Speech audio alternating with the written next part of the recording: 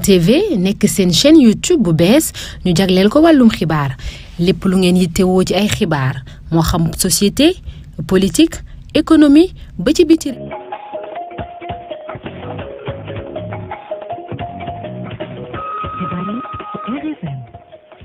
juróom-ñeenti waxtu ci rajo Futurs Médias noo ngi nuyoo rafetlu bu baax seen ànd ak nun xabaar yi wala fi ci yaatal ngeen ci ànd ak Makumba Bey. ñeenti nit ñoo faatu gannaaw bi ñu accidenté camion bu mbëkkanteeg ab particulier ca boori Bayaax des ci ànd ak Cheikh Anta Diop ci leeral yi njalbeenu xibaar yi. képp lu yéeme moo fa am ndaw soo xam ne nag dafa yoroon machine di jit machine boobee nag moo ko maas mu faatu mu tolloon ci ñeent fukki at ak ñaar bàyyi fi nag juróom-ñetti doom. inondation yi reportage bi ak leerali waa ONAS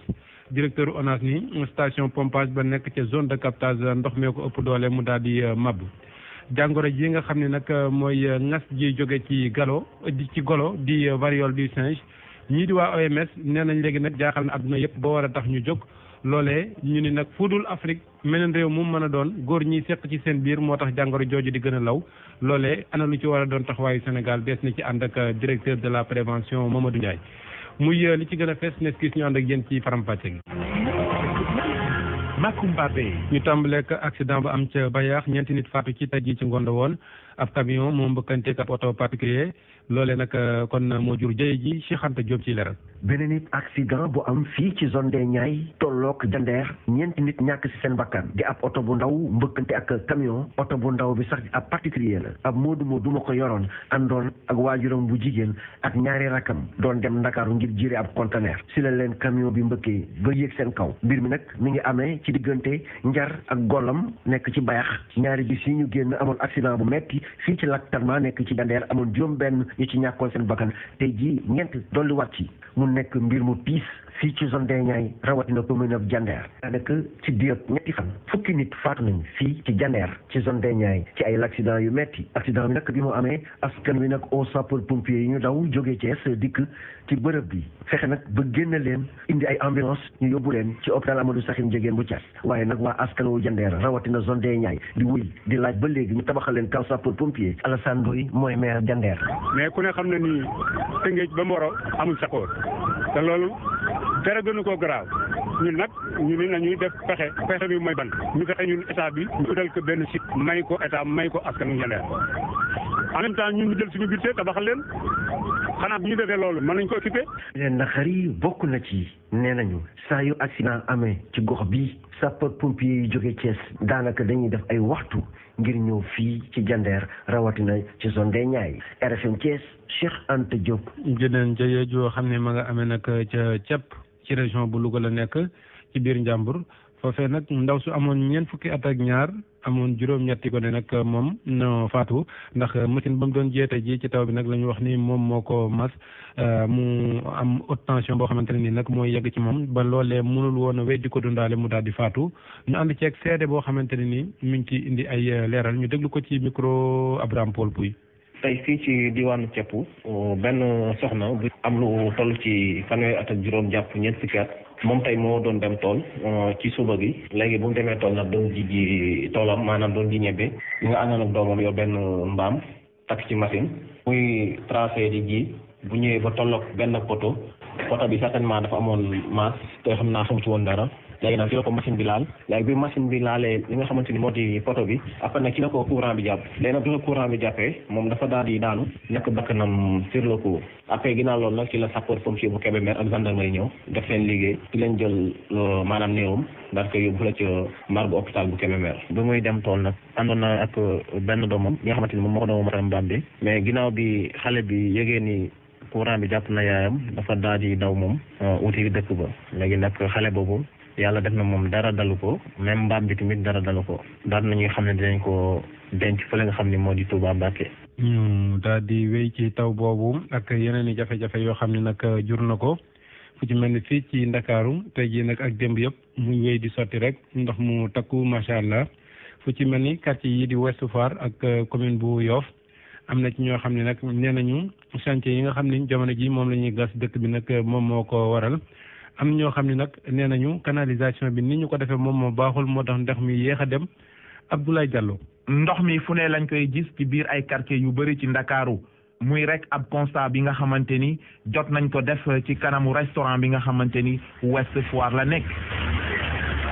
Ndiaye Bernde nekk gérante restaurant bi di ci indi ay leeral. ci buntu restaurant gis nga ko daa inondé loo gis benn client yi duñ génn ndax duñ génn seeni daal di yàqu bërki démb xoolal suñu bagage sax da doon fay ci ndox mi di dem fii dafa inondé biir place te gis nga ko da ngaa fekk dañ koo karoo def yëpp mais dafa dugg ba ci biir place inondé. Restauratrice bi moom lu mu xalaat rek mooy ay liggéey yi nga xamante ne ñu ngi koy amal fu mu ne nii biir Ouest Foire moo amal inondation yi. côté bi ñu ngi fiy def ay tali di gas eggul gas boo xamante ne fii ba ëpp na ay 2 mois gas bi eggul dañuy gas dem seen yoon bàyyi ko fi léegi loolu nag bu ñëwee day nit ñi dañuy inondé bërki démb xam nga restaurant bi nga wax sama kër dafa inondé ba sama armoire yàqu sama lal. Abdelkader Diarra artiste la ci biir Ouest Foire lañ daje ak moom lu mu xalaat rek mooy war nañu xoolaat bu baax a baax système de canalisation yi ci xalaatam loolu mooy faral di indi inondation ci gox bi le sonal nañu parce que aussi amul canalisation yi ñun bi ñuy tabax Ouest Foire xam naa ni plan bi xoolu ko loolu moo tax benn canalisation bu ne nit ñi dañuy tabax ci kawam te loolu tabax ci kawam après day refoulé wu ñëw ci kawam c'est partagé état am na ci responsabilité population am na ci responsabilité. suñu interlocuteurs yi ñoom daal di nañu juboo ci benn kaddu mooy rek ñu daal di renforcer bu baax a baax contrôle ci structure yi nga xamante ni ñooy daal di gérer rek lépp luy xeex mbënn mi fii ci Sénégal. waaye jokkoo nga ak directeur ONAS muy Ababacar Mbaye ci leeral ci li waral yenn ci jafe-jafe yi nga xam ne ñu ngi koy nemmeeku bokk na ci nag station de pompage bi nga xam ne moom moo nekk ca zone de captage ndox mi ko ëpp doole moom itam mu daal di fàq màbb gi mu màbb itam yokk na joote ñu déglu ko moom Ababacar Mbaye ci jokkoom ak Abdoulaye Diallo. journée bi tey nekk na journée boo xam ni journée taw la di taw di arrêté taw di arrêté moo tax fi nga xam ni fi ñu ñëwoon pour nemmeeku si li nga xam ne mooy station de pompage de la zone de captage station boobu finalement bassin bi dafa mujj cédé parce que bi ci guddi donc biñ fi ñëwee xool nañ ni presque feesoon na parce que 2 jours yi passé dafa tawoon taw aussi taw bu xaw am solo maintenant taw tey bi yokk na vraiment li nga xam ni moom la ñu récupéré ci ndox jógee Bourguiba front de terre ak Grand Yoff bassin bi mun loon attanul quand même ndox moomu yëpp ci vraiment 3 jours yëpp finalement mu cédé donc di masawu nag population bi ci li nga xam ne contrainte yi mën a andi surtout population yi nga xam ni même que li nga xam ni nekk nañ ci suuf xaw nañ suufee am na tali yoo xam ni ndox mi occupé na ko donc mais ñu ngi jël disposition yi quand même pour vraiment refoulement bi mu gën a gaaw en plus station de pompage bi ñu am 6000 mètres cubes par heure donc bi fi nekk dañuy mettre encore beneen station beneen système de refoulement pour renforcer quand même évacuation ndox mi di masawu rek comme ni nga ko waxee sànq population bi te ñu muñal rek ba nga xam ni liggéey bi mën a yem. fii ak ñaata fan ngeen mën a defar station boobu wala da ngeen sampaat beneen station de pompage bu station bu ñuy samp donc benn système de refoulement artificiel dañ koy raccorder directement au niveau du réseau de BRT nga xam ni mën na ko yóbbu ci suñu beneen station station de pompage pour mu mën ko donc su ko dërëlee mu yóbbu ko géej. Kër Massar itam mi ngi tëmbati rawatina unité 3 foofee nag am na ci juróom-ñetti kër yoo xamante ne ni ndox mi nangu na ko ña fa dëkkee nag ni daal yéex na lool ndimbal li nga xam ne nag gouvernement bi war na koo indi foofee ngir daal leen di wàllu donte nag am na ci foofee ca gox ba liggéey boo xamante ne nii ña ngi ko fay amal. Ali Ba kenn ci ñi nga xamante ne nii nag lot nañ foofee ñoom jokkoo na ci ak ndongo ka ñu teewlu ko ci. waaw su nekk nii situation bi léegi na dayoo trop quartier bi mi ngi waat ci biir ndox yi su nekk nii wàññi nañu juróom-ñetti kër yi nga xam ne ndox bi dugg na fi te bu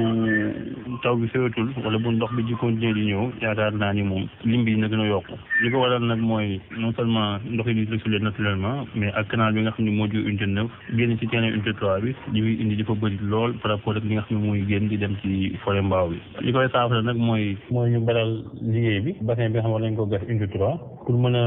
permettre bassin boobu noonu di capter ndox yi nga xam ne ñuy jógee ci yeneen parcelles yi voilà pour mën a dimbali exécutoire bi ñu mën a libéré wu avant ndox boobu ñu ñëw sinon bu ñu ko defal nag ci situation yi donc la ñuy continuer situation bi donc la ñuy dëkkee dina taw bu tawee ay fan wala fan ndox mi daal di dem bu tawaatee mu nekkaat même chose.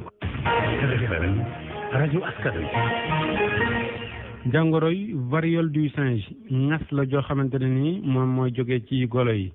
di yokk nag ba fi mu ne nii yegg na ci lu toll ci juróom-ñaar fukki réew ak juróom ci réew yooyu nag ci Afrique yi la ñu nekk Sénégal ba léegi gisaguñ ko ñaan mu bañ fee yegg si 10,000 ak juróom-ñaari nit nag laal na leen organisation mondiale de la santé ni nag fi mu ne nii jóg jot na maanaam alerte maximum looloo tax nag ñu daal di woote ngir jublu ci seet nañ koy xeexee ñu ni nag li ci yéeme mooy jàngoro ji Afrique daal la fi mën a dal nit ñu ni la fi nekkoon moo ko wàll waaye fu dul Afrique keneen kum dal li ci ëpp nag góor ñiy sëy ci seen biir ñoom ñoo koy gën a yokk. Anna Rocha ci leeral yi. Depuis samedi ji feebar bi di variole du singe doon na léegi urgence de santé publique Moné Rey directeur général bu organisation mondiale de la santé nee na risque bi nag taxu ko kawe noonu sauf ci réew yi ca Europe daanaka sax comité bi ëmb expert yu OMS d'accord ñu ci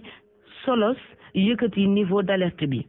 ak dogal bi nga xam ne moom la njiital OMS daal di fësal tey jii la mu yaakaar mooy nit ñi jóg boole seen doole ngir xeex bi lee feebar ndoxteelu weeru mai ak léegi lu tolloog fukki junni ak juróom-ñaar ci ay cas de variole du singe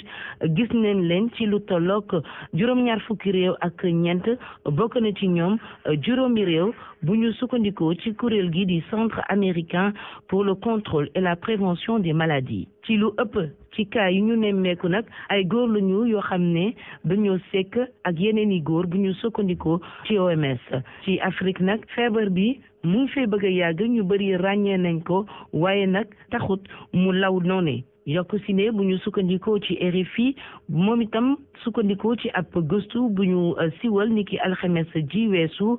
95% ci cas yu bees yu variole du singe ñu ngi koy jëlee ci benn contact sexuel yokk si ne itam 90% ci nit ñi nga xam ne moom la feebar bi lal ay góor jigéen lañu wala ay bisexuel ba fu ñu toll nii daal feebar bi sonalagul réewu Afrique yi boo jëlee ci Afrique sowu jant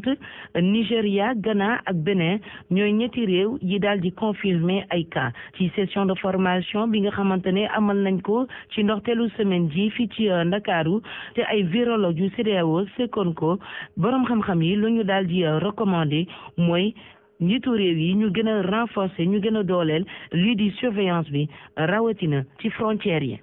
directeur de la prévention bu Sénégal nag nee na comme OMS yóbbu na ko ba foofu faaw itam Sénégal defaru xool nan la ñuy wutee ngànnaay gu ko mën a xeex gën a farlu ci mbir mi maanaam test yi ñu mën a fexe ba képp koo xam ni yor nga luy nuroog moom ñu ñaaw ci njort ñu daal lay gaaw testé loolu nag altine mbaa talaata dina mat. docteur Mamadou Ndiaye ñu teewlu ko ci. amul tur ci wolof waaye nag mun nañu wax ne que xeetu ngas la ngas bu bi nga xam ne loola amoon ba ñu éradiquer ko waaye mun nañu wax ne que xeetu ngas la daal dafa moo gën a garaaw pratiquement si vous voulez ou bien autant sinon moo gën a garaaw parce que dafa door rey ay lu bëri amoon ay vaccin mais vaccin amatul pour l'instant ñu ngi koy fësalee mooy que ñun bu njëkk ba dañoo defoon surveillance mooy maanaam di jéem a seet di ko saytu daal maanaam bërëb bu fajukaay bu nekk saa boo gisee lu xaw a nuroo ak moom wala xaw a méngoo ak moom nga defal ko prélèvement yi ci war yóbbu ko ci Institut Pasteur ñu togg ko noonu lañ doon def di ko rapporter su amee léegi nag puisque niveau bi su dee niveau bi dañ ko yokk ba nga xam ne yëpp war nañ ca taxaw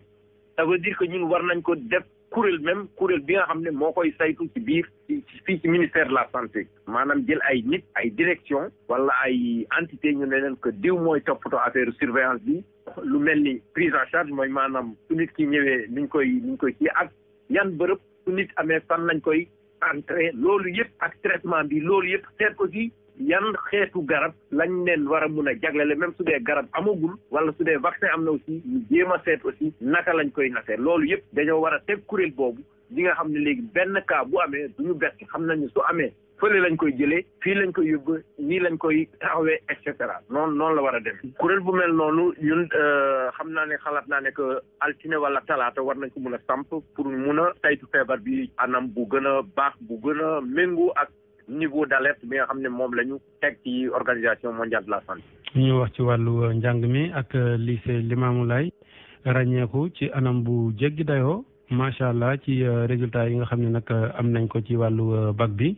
bac scientifique bi gën a dëgër ñoom daanaka candidat yi ñëpp a jàll loolee nag ci premier tour bi tam am nañ 36% di yaakaar mu yegg ba 60% bu ñu defee oral ba noppi Mandaw Mbaye moom mooy proviseur u lycée ba ñu déglu ko ci micro Omar Mbow. waaw résultat bac général yi ñu ngi wadd yi ñu jotoon am ci bac technique bi baax na trop parce que daanaka boo xoolee série yu ci mel ni T1 T2 li ñu ëppal nañu 80%, nous sommes à près de 90%, muy résultat yu baax. Résultat bac général yi itam bon ku ko xool am nañu 36% de taux de réussite contre une moyenne nationale de 23%. muy résultat yu baax parce que ñun jafe-jafe bi ñu am mooy dañoo nekk ci foo xam ni fii élèves yi dañ fa bëri te ñëpp bëgg a jàng ba pare moyens yi demul noonu et loolu nag soo ko bëggee booleeg def lycée d'excellence du nekk lu yomb waaye yàlla def jàngalekat yi nekk li moom lay moom ci liggéey la ñuy nekk guddeeg bëccëg administration bi itam di liggéey guddeeg bëccëg ba pare élèves yi itam nekk ay jàmbaar ñu ngi ñaan ñi nga xam ne admissible nañu ñi ko ñaanal wàlli moom lay waaye waa Sénégal yëpp que yàlla def ñu jàll définitivement su ko yàlla defee dinañu am ay résultats yu xaw a tane et suñu xamee surtout ni ñi nga xam ñoom ñooy def terminal ren bi ñuy def seconde eggali mu ñoon seen classe seconde kon remédiation bi ñu def ci diggante bi remédiation bu baax la ñu ci jaajëfal administration bi mais surtout le corps professoral di ñaanal élèves yi képp ku ci am bac mu jig la. Union européenne moom mi ngi seet nag nu mu def ba gaz bi nga xam ni Russie moom la koy xiixaane fi mu ne nii mu am ci pexe daje na tey jii nag ak délégation boo xam ne Nigéria la ñu amee ndaje mi réew yi am gaz ñu seet nan la ñuy def ba gën a mën a yokk liy jógee ci gaz ci Afrique rawatina Nigéria googu itam ngir yóbbu ko foofee ca Europe. vice-président commission énergie bu Union européenne moom daje na fa ak réew yooyee jamono ji Union européenne li muy soxla ci gaz téeméer boo jël fukk ak ñeent Nigéria lay jóge te loolu mën nañ koo ful ba mu doon ñaari yoon ci atum 2021 Nigéria yóbbu woon na foofa ca gaz ca Europe lu toll ci 23 milliards de mètres cubes fii la ñuy yem di leen gërëm bu baax a baax ci kanam tuuti journal de la campagne sport weekend ak Malal Junior Diagne gannaaw bi journal de la campagne ngeen ci ànd ak Mouhamed Diop jërë ngeen jëf.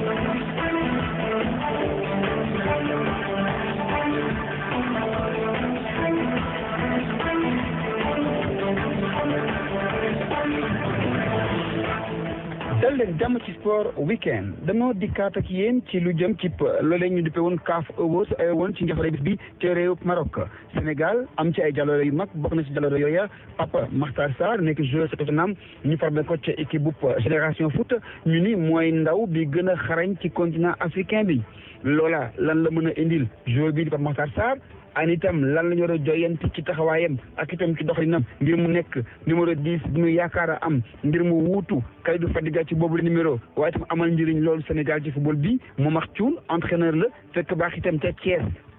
gone gi cosaanoo Yékini kàddu wax ci laka la ñu war a defee ak naka la ñu war a defee ak moom ba li ñuy xaar ci moom yëpp antu. Pape Makhtar yàlla def na encadrement baax na te nit nag bu amee ñu la wër nekk ñoo xamee ne ñu tey lañu yàlla def ñu xarañ mën nga am chance vraiment de gravir les échelons fi mu nekk nii nit ki bu tollee ci progression maanaam moom def na préformation def na formation actuellement day consolider pour appuyer li nga xam ne moom la jàng kon nag comme ni ma wax rek mbir yi amul yàkkamti de li ñuy jóganti ci moom amul nañ fexe rek ba moom mu bañ a naagu te xam ni yëf yi sotteegul dafa toll ci jàng te njàng nag boo ko dee am te yow bu fekkee ni boo bëggee tari nga tari nit ñi ne est-ce que il faut nga dégg ñu lay wax écouter les conseils am envie de progresser et avoir faim comme l'a dit également Sadio Mané c'est ça qui est important. ci wàllu football ba léegi dañuy waxtaanee lu jëm si mbiru tournoi de football bi di ndam li dajale juróom-ñetti ASC yi bokk ci gën a mag ci Ndakaaru Tassirou Diallo moom moo di directeur technique boobu le tournoi mu ni nag ñoo ngi jëm ci jongante bu am solo te itam am niveau lool Tassirou Diallo la ñuy déglu. tournoi boo xamee ne musul am si nawetaan parce que tournoi bi dina dajale ay talent yoo xamee ne ñu bëree bëri dina dajale ay xale yi nga xamee ne aussi ñoo nekk ci quartier yi nga xamee ne kenn xamu leen woon pour ñu génne leen dina am aussi beaucoup de doole boo xam ne moom la xale yi di boole muy quartier yi nga xamee ne bon ñoom ñoo dend ñoom ñëpp ñu ànd aussi liggéey seen quartier dem aussi génn pour nettoyer ko pour bale ko def fa setal ba lépp rafet pour quartier bi ñu xam ne bon xale yi aussi bokk nañ ci liggéeyu dëkk bi war nañ ci mën a bokk li nga xamee ne moom mooy indil Sénégal ñu dem ci kanam et que lépp ci xale la war a démarrer mu am solidarité bi am liggéey bi bon nag gox yi yéen la ñuy xaar xam ne bon tournoi bi suñ fa ñëwee lépp li ñu fa bëgg mooy jekk indi fa lépp li nga xam ne moom mooy yar ak yi aru du fa kenn def lenn loo xam ne sport amu ko bon dañuy ñëw nag dugg ci tournoi bi ku nekk nag ñëw suñ la gagné nga ñibbi soo gagné ànd ak gars yi ñu ànd tàccu foo ànd yëpp def ko ci lépp pour que suñu football gën a demaat ci kanam. ñu jeexalee ak wàllu basketball jëm ci jongante yi amoon ci affaire ji université Gaston Berger moom nag dañu ko daan ca Ndar sa Ndar boo ko daan 47-46 loolu moo nekkoon lu jëmoon ci quart de finale retour yi ñi nag di wax Ndar nga dem taxawaay bu jekk ci yooyu les play-off ñu jàpp itam ba léegi ci wàllu jigéen yi Saint-Louis basket club moom moo daan Jeanne d'Arc bu Ndakaaru 59-56 ca Ziguinchor CMT bu Ziguinchor moom moo fa daan waa UGB mu jëmoon ci play down 45-32 yeneen jongante yëpp yi amoon ci Ndakaaru ci affaire ji dañu ko dàq ndax Stade Marius Ndiaye dafay senn buy taw loola moo tax ba ñu dàq jongante yi ba jimi jamono jangeen jëf loola mooy di gënoon a fës ci sport weekend